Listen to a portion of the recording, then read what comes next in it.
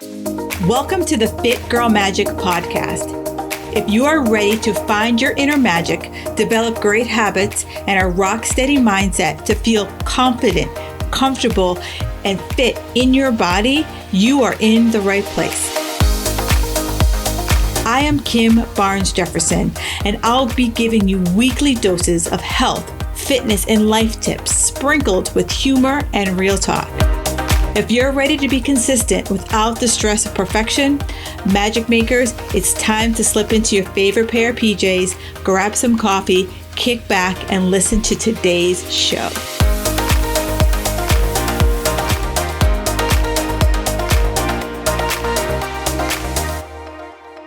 This week's iTunes review is brought to you by Jackie O Jazz Hands. She writes a great, funny podcast about real topics we all struggle with.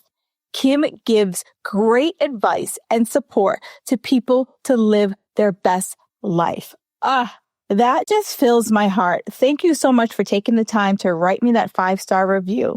And for those of you who have yet to leave that 5-star review, all you have to do is go on to iTunes or wherever you listen to this podcast and do the same thing, and I will read it on the air. So thank you so much, Jackie O Jazz Hands. It fills me up when I read those reviews from the heart. Enjoy the podcast. All right, magic makers. Recently, my husband and we moved to Florida, right? How cliche. And since our move, so many people have asked me, like, what's your hobby going to be? I guess Florida is the land of the hobby. I thought it was the home of the Sunshine State. Anywho, and I paused because I really didn't have an answer, right? Because I didn't really think about it. I was like, I'm moving. And my type A ass felt like I should have an answer, you know? So we moved to Florida. My husband retired. So clearly I should have a hobby already and the matching outfit and a standing Tuesday reservation. But I didn't. And for years, my hobby was working out. And when this whole working out hobby started, I really hated my job. I hated my boss. And I poured everything I had into working out because, you know, if I am being fully transparent, it was control, right? The gym was the only place I felt like I had control. I can control my food. I could follow the plan. I could hit the number. I felt like I was doing something right? And I could leave all the bullshit of my job over there on the shelf.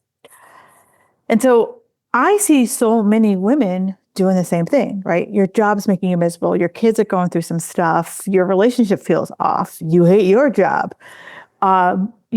Things that you can't control any of it, but just like me, you could control the workout. You could control what you eat. You can control whether you pull 12 almonds out of your desk drawer. And listen, like I get it. I'm not saying there's anything wrong with that. I'm not saying there's anything wrong with caring for your health. Dude, I'd be out of work if I told you caring for your health sucks. But over the 20 years that I have spent in the fitness industry, yes, absolutely. I still work out. My goal is to be the strongest old lady in the nursing home. I still eat well. I still believe in strength training. And I believe that all of this is going to add to a longer, healthier, more sustainable life. But somewhere along the way, my life started to revolve around more than just my workouts and my nutrition, and not always feeling that like behindness, like beating myself up because I was letting myself have a little bit of a life. And thinking about, okay, what time am I working out? What time am I eating? Did I hit my steps? Eventually, I was like, my brain can only take but so much. And eventually I was like, you know what? My health is no longer supporting my overall health. My mental health was going because my quest to be the healthiest person on the planet, sorry, that's not a role. My health was just running it. And so I want to say there wasn't this dramatic light bulb that went off or some lightning strike that came across the sky. I just woke up, and I didn't wake up one day and was like, throw away all my meal prep containers. It happened slowly, right? I started realizing that I no longer wanted my entire life to revolve around managing my health. I wanted my health to help me live my life. I wanted to I wanted to have that life that included, yeah, absolute workouts, absolutely, being mindful of my food and being productive. But I needed to have more fun, more play, more things that weren't me checking off for to-do list, or more things I was doing for further, personal development or mental development or development in general. Like, what could I do that really wouldn't change the course of my life? And moving to Florida really didn't create that feeling. It just gave me an opportunity to look at my life in a different lens. Like, kind of like even in your house, like you sit in a different room, you're sitting on a different cushion on the couch. And it just made me ask myself, different questions. And I'm so huge on, if I ask myself different questions, I get better answers. And so I started asking myself the different questions. The Florida move forced me to do that. And it made me ask myself, like, Kim, what do you really like? Like, what do you want to try? Like, what do I feel like when, like, what do I like to do when I'm not working on myself? And, did I have all the answers? Hell no. Hey, Magic Maker, let me guess. Your life is just full. You got work, family, a list that just never seems to end. And I want to ask, when was the last time you actually had fun? Like, watched a movie just because, or laughed with your friends for no reason, or went for a walk because it was a nice day and you just felt like it. Somewhere along the way, that stuff became optional, and it's not. Think of your life like a house. Like, some rooms get all the attention, work, to-do lists, everybody else's needs but yours. And then other rooms, they just sit there, closed off, waiting for you to walk back into it. That's why I created a free quiz, helping you to think to yourself, like, what rooms in your life's house, I'm air quoting here, have been waiting for you to sit back down, right? This isn't about homework or 47-step plan. It's just for you to get a clear idea of what room needs a little bit more of attention in your life. So do me a favor, head over to the show notes, click on the link. It's a really quick free quiz, and I'll let you know where in your life, what room needs you to just spend a little bit more time in it. All right. And a little extra credit, I'd love to hear what room you got to see if we are the same. Enjoy today's episode. It started making me wonder, how many other women in their 40s and 50s would hit the same pause button and ask themselves the same questions. Or maybe you guys already know that, and maybe you're more evolved than me. Rock on with your bad self. So let me ask you, like, what do you do for fun? Like, and it's not exercise. Like, exercise is over here. Like, this is just like pure fun, and not what your kids enjoy, not what you like doing with your husband or your partner or your spouse or whatever you want to call them.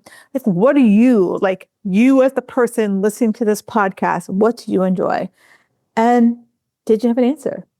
Did your mind go completely blank like mine did? I was kind of like I didn't speak English. Like, that's how blank my mind went. And, maybe your response is like, girl, I got work, I got family, I got kids, I got a house, got everything else. Who has time for fun? And I get it, right? For years, that was me. That was me.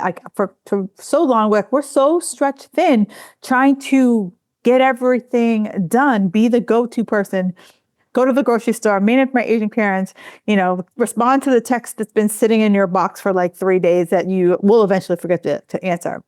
Right? You're not walking around as you're like pushing your cart through the grocery store, like, what might be fun today? Maybe I pick up some ragu instead of Prego. That sounds spicy. No, like, you're thinking like, shit, did I take chicken out of the freezer tonight for dinner? Or like, hey, who's going to pick up so-and-so from soccer practice? So when someone else starts to talk about like making time for fun, your first thought might be like, that looks good on you. Nice to be, right? Fun sounds like this frivolous thing that other people get to have. People who don't have the laundry piling up on their couch right now. And so, and I get it. You don't wake up one day and decide, I'm going to be Sally Serious. Like, that doesn't really happen. Like, life slowly trained us to prioritize. We had to do what needed to get done, right? We were the latchkey kids that, like, you came home and like there was a list of things you had to do before you went out to play with your friends, or you got your homework done or whatever, right? We were the responsible one, the reliable one, the woman that could be counted on by everybody. And those are great qualities. But when you spend your years asking, what does everyone need from you? We lose touch with what do I like? And as life changes, your kids get older, a little less dependent on you, work changes, maybe you shift jobs, maybe you like what you actually are doing.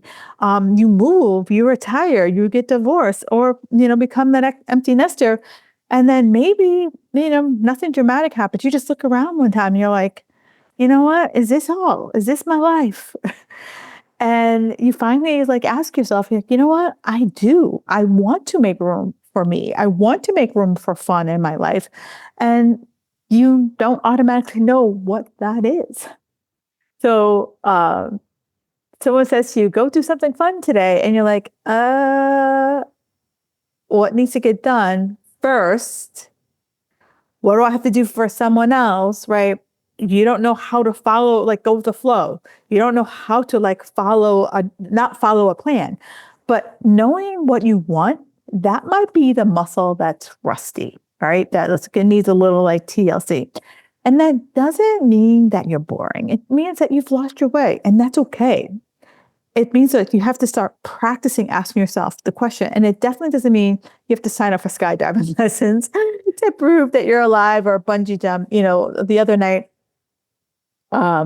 we were at dinner, and we were at dinner with another couple, and we were talking about how my husband and I, we went to, we were in Queenstown, New Zealand, and we were watching these people bungee jump. And I was just like, hell to the no, right? And there are going to be hobbies that you're easily going to be like, hell to the no. And that's okay. Not everything you do is going to be like a home run. And this is where play makes harder. We think we need to find a hobby like that, right? Not just our thing. We need to find something that we're going to fall in love with and be good at, immediately be good at, and do it for the next 20 years. And that's a lot of pressure to put on a Tuesday night mahjong lesson, right? Lately I have been trying new things. I took a pickleball clinic. I've gone to a couple mahjong lessons. Am I the next pickleball Polly? No. Am I about to be the next Mahjong Mary? No. But that's not the point, right? You don't have to nail everything. You just have to try it. Do you have to love everything you try? Absolutely not. Or turn the first lesson you take into your whole personality. I don't need to just go out and buy all the pickleball crap. You're allowed to just try something and decide it's not your cup of tea. Or, you know what? I'll play it from time to time, but it's just not my jam. That's how I feel about golf. My husband loves golf. If you ask him, the number one, he loves two things. He loves golf and he loves driving on the track. I have no interest in either. Can I play golf? Yes. Is it if I never picked up a golf club for the rest of my life, would I be okay? Absolutely. However, I know that he likes to play with me. I know that, we will probably play more often now that we live in Florida, and, this golf season isn't 2 minutes long. I know that we'll play more often because now, I can play 9 holes with him. Golf isn't a 45-minute drive from our house anymore. There's within 15 minutes of my house, there's about 50 places that we can play. And he's okay. We compromise. He knows that I don't have 4 hours in me. I don't. But he knows that I will go out and play 9 holes with him on a Sunday afternoon. And that's the compromise, right? So be willing to do that. You're allowed to decide what's your cup of tea. I live on a pond, and everyone talks about kayaking and paddleboarding. I've tried them. They're nice, but they don't light me up.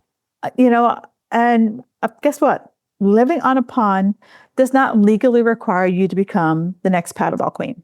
It's okay. And this is a weird embarrassment. When you try something and you don't love it, and maybe you bought the equipment, maybe you told everyone you were going to do it. And so now you're like, do I have to keep going? Do I have to keep showing up? But trying something and deciding that you don't enjoy it is a failure. It's just information. And, very similar to the advice that my husband gave me when I was looking for a new doctor. He's like, Kim, you're dating, right? Like, think about every date that you've gone on. There have been dates that you've gone on and you're like, oh my God, I hope he calls. And then there have been dates that like, oh my God, but within like 2 sips of your drink, you're like, how can I call 911 to get the hell up out of here? And that's the same way that I look at hobby, right? You're going to kiss a lot of frogs. You don't need to buy a wedding dress for every single hobby you try. Like, try one class, borrow the equipment, say, you know what? That was nice. And if I never do it again, I'm okay. For play, it doesn't have to be adventurous. I want you to think that a woman's place, you can't get stuck, right? When you hear to have more fun, I don't want you to think like you immediately have to go book this solo, like spiritual eat, pray, love trip to Bali, or become the kind of woman who like line dances every Thursday night. Like, that's okay. A client of mine, she is the quilting queen. Like, she makes fantabulous quilts. She travels to like quilting, I'm going to call them quilting bees, but I could be wrong. But she travels to like other places and the women get together and they quilt for the weekend and they make amazing stuff. Is that me? No, not at all. I have another woman, she loves needlepoint. That was like when she was looking to reduce her stress, she started needlepointing and she absolutely loves it. She now makes patterns for other people. Maybe for someone else, it's gardening or reading on the porch or, trying new restaurants or, becoming a mechanic, wandering through Home Goods and like laughing at all the like crazy signs that they have in there. Whatever it is, it doesn't have to be impressive for the Instagram. It's just what gives you a break from the grind. It gives you joy. It makes you happy.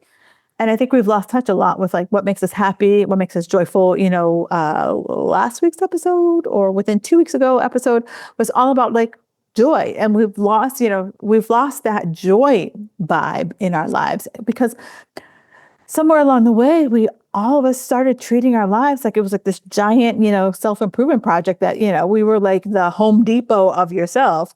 And, if I went for a walk, it was all about my step goal. And if I read a book, it had to teach me something. And, I couldn't just like lay about on vacation, although that's my number one thing to do on vacation is to lay about. But like, if you, so this was a few years ago, my husband and I went to Jamaica. And we were literally right next to this place called Dunn's River Falls. I think I said that right. Anywho, and I was like, oh my God, have you gone to the falls? Oh my God, have you gone to the falls? And my husband and I are like, no, we didn't go. No, we didn't go. When my husband and I are on vacation, our number one thing is like, we don't want to overschedule ourselves. Like, number one, we don't want to overschedule ourselves. But like, we always ask ourselves the question, like, the number one question is beach or pool. That's the number one place that we want to be. And then if it's like in an area that has stuff for us to see, 9 times out of 10, we have like, we make it like we have a day of like, I'm going to call it adventure, like a day that we go off to see something. And then we have a day that we're just like, there's no plan. Like we just decide like, how does it go? Like, and then a day of, so that it gives us space and time to just enjoy, be on vacation. Like I realized that I lived a very like regimented scheduled life. And that's the life of a personal trainer. Like I lived from hour to hour, day to day. Some days were like pack. Some days I had a little bit more space. And I get paid by the hour. So like if, for me, for a long time, I was a little nervous about white space. The white space meant I wasn't getting paid. Now I'm okay with having a little bit of white space because I know I'm a better person when I'm not going from Sally to Sharon to Susie, right? If I have a 30-minute buffer between clients, I'm a much better trainer than going from one to the next to the next. And we have to start understanding that, like, our too serious Tammy is really good at responsibility. She's good at being like, the backup, being, having the backup charger, the emergency snacks, the color-coded tabs in her brain. But like fun, I'll get to the fun after the list is done. And we all know that list is never finished because we could always add to the stuff. There's always going to be another email. another load of laundry, another drawer to organize, someone to pick up. And if fun has to wait until everything is done, fun is going to wait forever. All right. And so Tammy is one of the 4 guides inside the Flip Flop Life. She is the one who's pointing you to the playroom, right? The playroom isn't filled of like, you're not playing Monopoly and all that. It's a part of your life where you get to not be productive. It's a part of your life that doesn't have a checklist in it. It's part of your life where it's not about mastery, right? There's nothing to measure. It's just you can go in there, change your mind without explaining yourself. And like, Tammy, she doesn't need a 5-step plan for more fun. She's trying not to turn fun into another full-time job. She's just trying to get curious, right? What should I do for fun? What sounds interesting? What used to make me laugh? What sounds good for the next 20 minutes? Like, you're not looking for your next life purpose.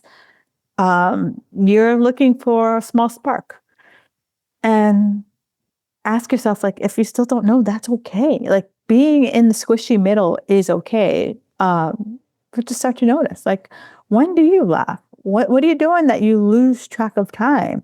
When someone says, that looks like fun, and are you like, yeah, that does, I should do that? Or are you like, not for me? Like the bungee jumping, not for me. Jumping out of a plane, not for me. Rock on with your bad self if that brings you joy. And so this week, I want to give you a little bit of an experiment, right? Pick one thing that sounds fun and let it be enough. And, listen to music that you used to like. Text a friend that makes you laugh. Read a trashy novel. And, this is a 7-day challenge, right? This is like, hey, like, just kind of track, like, yeah, I think I do like that. Or maybe, yeah, I know I don't like that. And give it a shot. And you're just reacquainting yourself with yourself. And, maybe play isn't the room you need right now. Maybe you heard this and you're like, fun sounds great, but girl, I'm exhausted. I'm tight. Then maybe you need to visit the exhale room, or maybe you've just been around people that you're like just missing connection and you need to spend time in the gathering room, or maybe your someday list is longer than a CVS receipt. And that's when you might need to visit the possibility room, or maybe what you do for fun is kind of still staring at you. And then, you do need Tammy. And that's exactly why I built this free quiz, and it's called What Room Does Your Life Need Attention? It's 0 homework energy. It'll tell you which part of your life has been waiting for a little bit more of attention. Do you need to exhale and take a rest more?